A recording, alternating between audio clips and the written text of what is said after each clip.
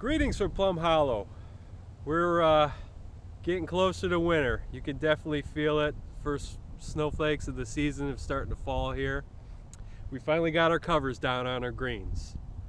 But there's a lot of work and preparation that got us to this point. And here's a little bit of what that took.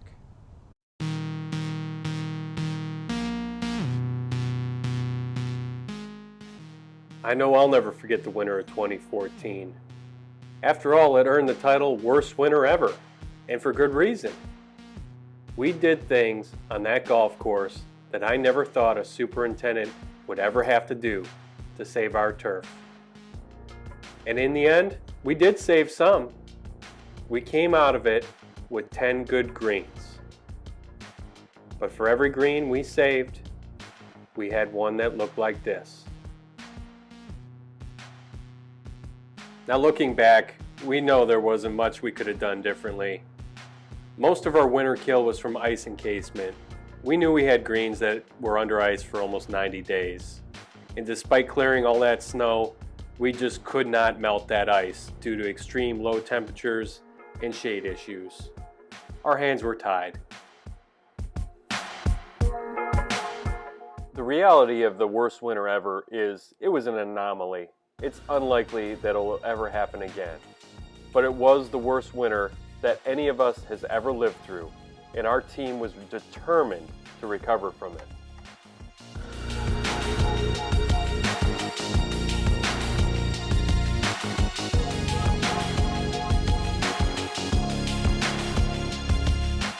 We had a good plan, but more importantly, we had a dedicated team that was committed to carrying out the plan. Our hard work began in April, and it never stopped until our last green reopened on June 14th.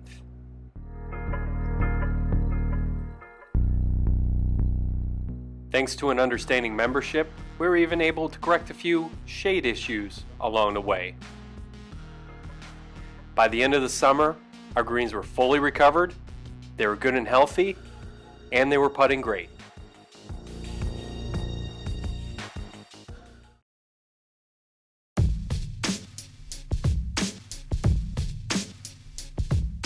So this fall, our focus has solely been on plant health and creating healthy turf for the winter. It began with our fall aeration. We deep tined the greens, we created channels for roots to grow and for water to drain. And we also went a step further. We raised our mowing height to a level it's never been before this time of year.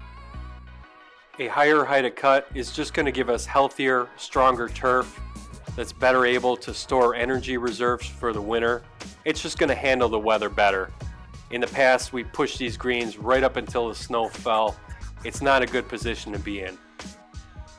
In keeping along with the healthy theme, we apply fungicides after our final mowing of the year to protect against snow mold. We just don't want any surprises waiting for us in the spring.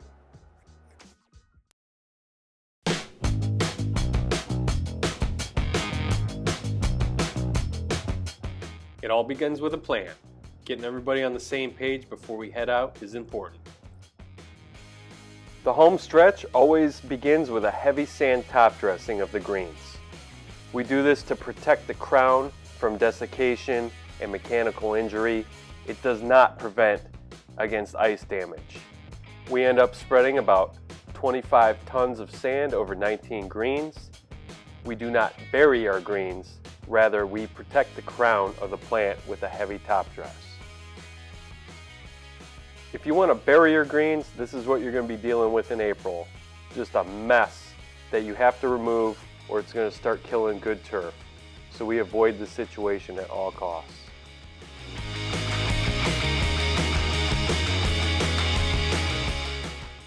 Next up, we got the Pro Core.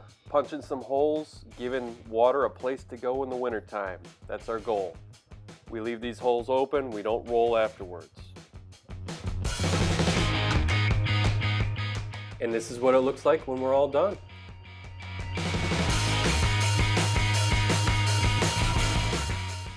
Next order of business is blowing off debris. Any leaves or any other debris that's going to impact surface drainage, we want it off before the covers go down.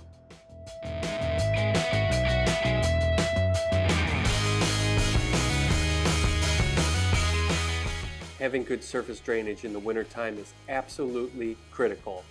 Here you can see a collar that we lowered in the fall just to give a good slope off the green. We'll also use a Miltona tool to cut channels through these collars to give water a better place to drain off.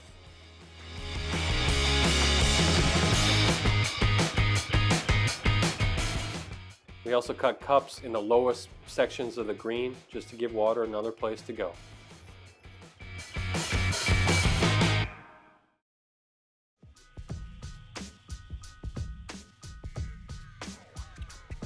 Now over here on 7 Green, a few years back, we actually installed internal drainage into a bird bath collection area on the green. Now in the winter, when things aren't draining, this area would fill up with water when we start getting a melt, and it would constantly freeze thaw.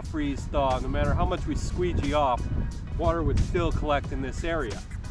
So we trenched across the green and we installed a PVC drain pipe that exits off the end of the green. So in the wintertime, that water has a place to go. It collects in this area, it goes through these drains and off the green. It works really well for us. We've never lost turf in this area since we installed this drain.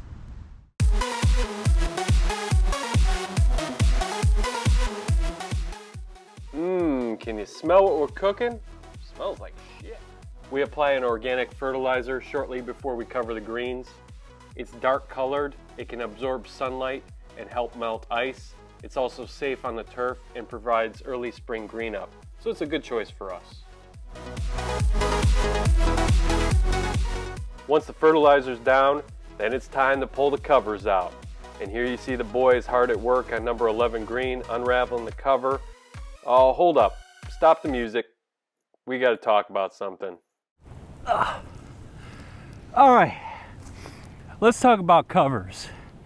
Let's talk about what covers are going to do for us. It's going to protect this turf from low temperature kill. We certainly had some of that last winter with the polar vortex. Underneath these covers, it's a lot warmer. The turf is protected, blanketed from that harsh weather. It's protecting this turf from desiccation, which is drying out from the wind.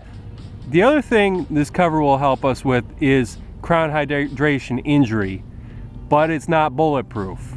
It will protect us a little bit, especially when we're pushing water off in the spring, or if we get a thaw during the winter. It'll protect the turf from the mechanical injury of us trying to move water and slush and stuff off the green surface. We're hoping that the cover will keep the soil a little bit warmer, so these aeration holes will drain some of that water down through the profile. We can still suffer crown hydration injury underneath covers. We saw a little bit of it early this spring, a couple of our greens. So it's just a good reminder that this cover is no guarantee against crown hydration injury. The other thing these covers aren't going to protect us with, which was our big killer last winter, was long-term ice cover. So ice encasement, if an ice formed on top or below this cover, which it could do, and it remains for 45 days or longer, any Poa annua under these covers is at risk of dying. So we're still going to be out here this winter protecting our greens. We have to. So this year we are going to cover every green on the golf course, and we're going to snow blow and remove snow as needed. When we're anticipating a melt, or if we have crown hydration conditions, the snow will be removed.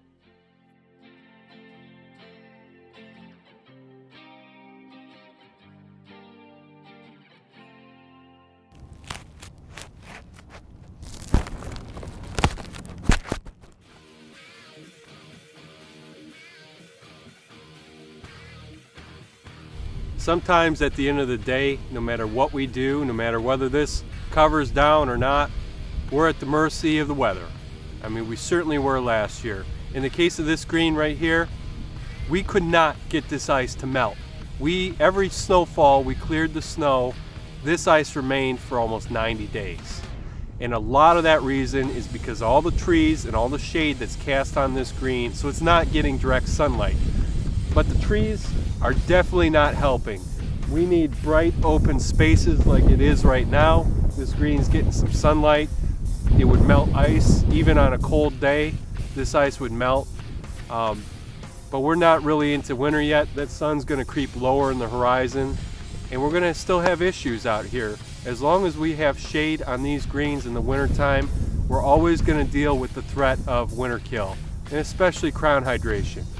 This ice will start melting, and then that sun gets behind the trees and the shade gets on the green, and that water that was melting, that ice that was melting, freezes up again. So we get that freeze thaw, we get situations where we can't melt ice. That's why it's so critical to have good sunlight on these greens in the wintertime. Hey, if you made it this far, thank you for watching. We really hope you picked something up. Make sure to follow us on our YouTube channel and check in on the blog. This winter, I'm sure we'll be knee-deep in snow and neck-deep in something else. So stay tuned. Thanks again.